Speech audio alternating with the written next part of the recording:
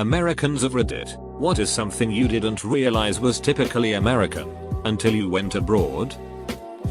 Having your drink constantly refilled at restaurants. I just wanna drink a ton of water, alright. Or ice in your water. A single piece of ice that is barely the size of the tip of my pinky finger is not ice with my drink. Garbage disposals in sinks. When I moved to the UK, my flatmates asked how in movies people would stick their hands in the sink drain and it be ripped apart. I told them about garbage disposals and they were very weirded out. Edit.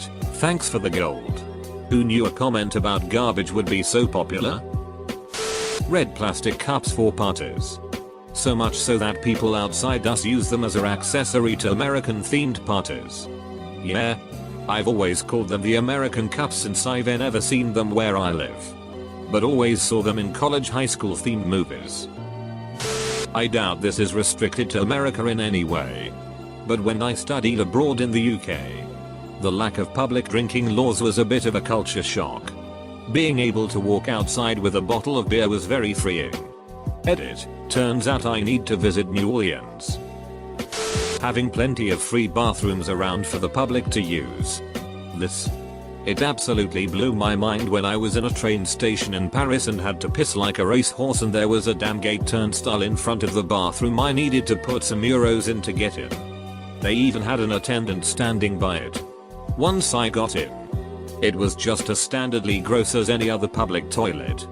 If I'm going to pay, the least they could do is make it fancy and nice.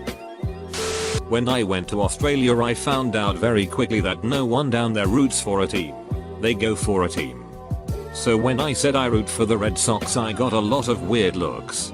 Rooting means ducking in Australian. Edit. Wow. Thanks for the gold, kind stranger. There's a big shortage of water fountains once you leave the US, I've noticed. Edit. I mean the ones for drinking. Sorry. I let a colloquialism get the best of me. Around where I'm from, we just call the decorative ones fountains and the ones you drink out of water fountains. This is only kinda related. But if you're ever in Rome, there are public water fountains everywhere along the side of the street, not the big fountains in squares and stuff. They look like a pretty normal water pump. They are all completely drinkable. Free public restrooms. When I visited Europe, I thought it was the strangest thing that you had to pay to use a public restroom. Not an American. But I can always spot Americans at the airport because they take off their shoes at security even if it's not required. Portion sizes. My high school senior trip to London. As a typically ravenous appetite 18-year-old, I couldn't get over how small everything was standard. My Canadian family had the opposite problem. I'll take a large soda. Holy shit, this is a bucket. Dressing like shit to do stuff like grocery shop. Went to the Netherlands for about 2 weeks. And we never saw anyone dress in comfy shit. Like, everyone looked nice. Everywhere. At all hours. You catch me walking through a Walmart at 3 AM. And I'm wearing old PJs. Whatever shirt I happen to exist in. And I'm probably not wearing socks. I was quite surprised to see students come to the library in their PJs when I attended an American university. How large grocery stores are here. My wife is not American and we lived in China and were in HK all the time. They had large international stores that were great and she didn't really grasp the size of American grocery stores till our first week in the USA, and there's 150 feet of cereals on one aisle. I was struck by the extent to which nobody talks to strangers in Northern Europe. Even in big cities in the US. People will talk to each other sometimes in line. On the subway. etc.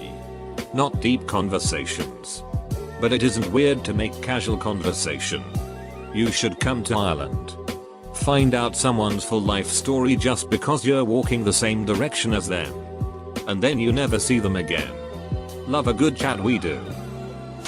Being friendly to an extent. I checked in at a hostel and walked into the lounge area where people from all over the world were just chilling. I kinda introduced myself to the whole room. And someone goes, "You're from the States? Yeah?" And I'm like, "Yeah, how do you know?" They said, Only an American will walk into a room of strangers and introduce themselves to everybody. Reading some of these comments, I want to clarify something. It was said in good spirits and was not confrontational at all. After the room had a laugh, I sat down and we all shared our travel stories. I still keep in touch with a lot of the people I met in that room. My British friend makes fun of me for how much cheese I use in my cooking. Doesn't stop her from inhaling my potato casseroles. But there you go. As a Brit in the US, I was shocked at the amount of cheese in nearly everything. It's virtually impossible to get any kind of sandwich that doesn't automatically come with a slice of cheese in it. Oh, and the bread in the supermarket is sweet, but most Americans don't notice it. I thought that was just messed up. Buying stuff and the cashier putting your items in a plastic or paper bag. Went to Germany and found it strange they don't bag your items. Everyone just brings their own bag or dumps their stuff in a backpack. It's a European law that shops aren't allowed to give away plastic bags for free anymore because they harm the environment. Massively wide roads lanes. The whole of Ireland made me feel claustrophobic. But when I got back home, the roads felt like way too much wasted space. Measuring walking driving distance in blocks. It's the unit of measure I use most frequently when giving directions. The restaurant is 3 blocks away. Go south 1 block and then 2 blocks west. I live 6 blocks from the grocery store. It wasn't until I studied abroad in England and got a complete blank look when I asked someone how many blocks away the library was that I realized using block as a measurement only makes sense in cities that were largely pre-planned and built on grid system. AKA, not many places outside the US. It is a Japanese culture to always greet someone as a sign of respect, but I feel uneasy that Americans sometimes looks at you and do a half smile while not saying anything. 24-hour stores. It's weird not being able to buy random shit at 4 AM. Some places in Europe have good 24-hour stores, but some countries don't. Cold drinks. Every European country I visited, the drinks would best be described as cool, but definitely not cold like in the US. I found an English pub in Portugal that served ice cold beer and had those steel cold strips along the bar counter to keep the drink from warming up fast. That became my spot. The stereotype about us being loud is true. I never thought of myself as being loud until I went abroad and would hang up the phone after speaking in what I thought was appropriate volume to find everyone around me was staring at me. And realized how much more quiet they were, lol whoops. Road trips. At least just jumping in the car and driving a few hours without giving it much thought. I live in a large western state and it seems at least every other weekend my family and I were in the car traveling for a few hours to see some sight. Go into Mexico or another state. I have relatives in Switzerland and they were going to drive us to the Frankfurt airport and I was blown away how big of a deal it was to them.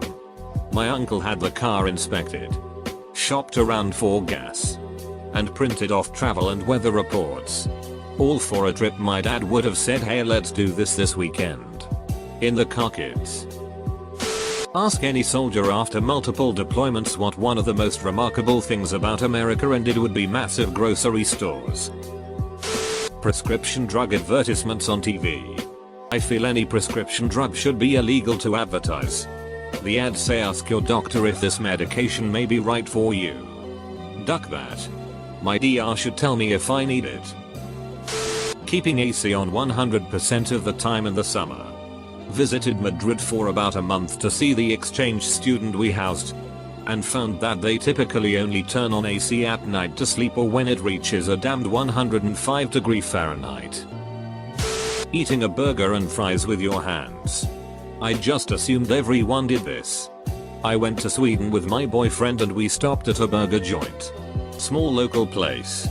When the chef heard we were American, he immediately wanted us to try a specialty burger he made and tell him what we thought about it. They were all excited when we picked it up with our hands and we realized everyone else in the place was using a fork and knife. Burger was 11/10.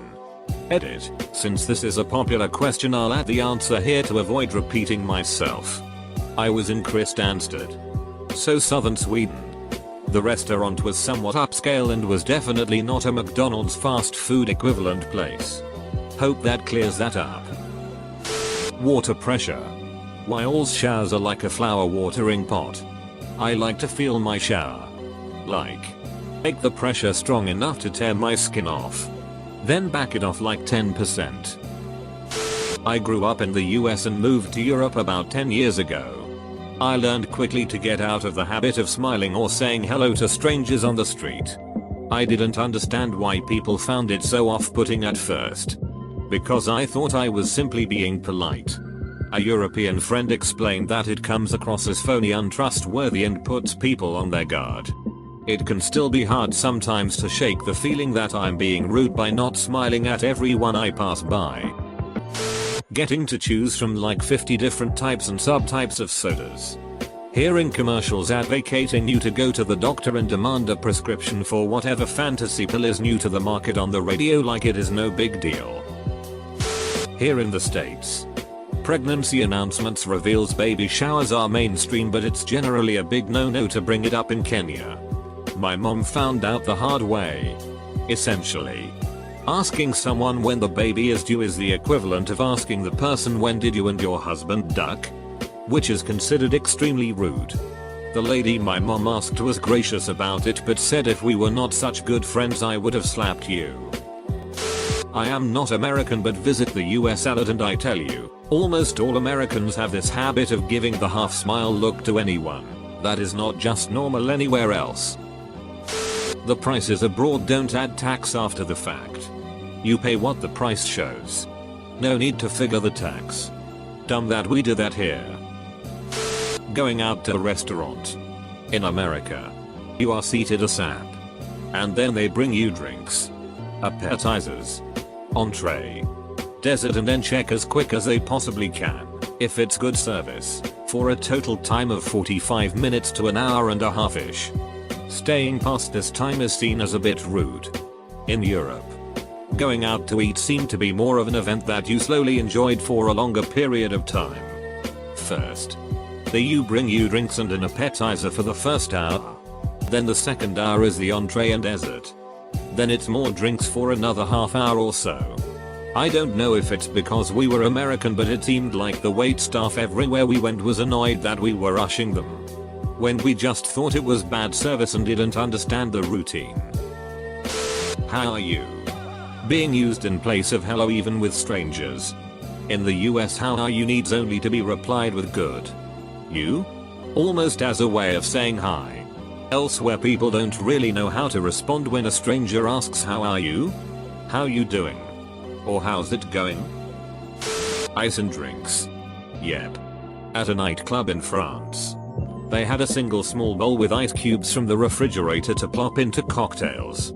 On a flight back from China, I asked for ice in my water, and they used tongs to pluck up and drop into my water one piece of ice about the size of a grape. I did an art history course in Italy. What really stood out to me was the size of cars over there. Over here you have a mix of mid-sized sedans and pickup trucks, SUVs, with the occasional compact car. Back when I went, compact cars here were incredibly scarce. Over there, it seemed like most everyone drove a compact car, with the occasional sports car. I remember counting 6 pickup trucks in the 10 days I was there. For comparison, I can name more than 6 people I know with a pickup here. How colorful people dress. In pretty much every European country I've been to, people dress with really neutral colors without big logos or graphics. In America it's pretty common to have people dress in bright colors or have a shirt with a cool graphic on it. Europeans dress pretty fashionable, but they aren't very expressive when it comes to clothing. How fat we are. I know we are when compared to the rest of the world, but it made me realize what I think is fat in the US is grossly obese in Europe. And what's not fit, but not fat in the US, is fat is Europe. There are some ham hogs over there, but my god. Returning home was an eye-opener. At least we don't smoke as much, I guess. Small avocados. Went to Puerto Rico. Was like, yo, I'll have like 6 of those stuffed avocados. buddy was like, "Yo gringo. I think you underestimate the size of our avocados here. Just have one and it'll be in you more if you want after." I had half of one. It was like a football. Huge amounts of personal space. I know everywhere has the concept of a personal bubble, but for Americans, it's more like a personal iron curtain. Now I can't unsee the lengths that Americans will go to be far away from other people. Next time you get on an elevator or a metro in America, look at how perfectly spaced out everyone is standing to maximize the distance to other people.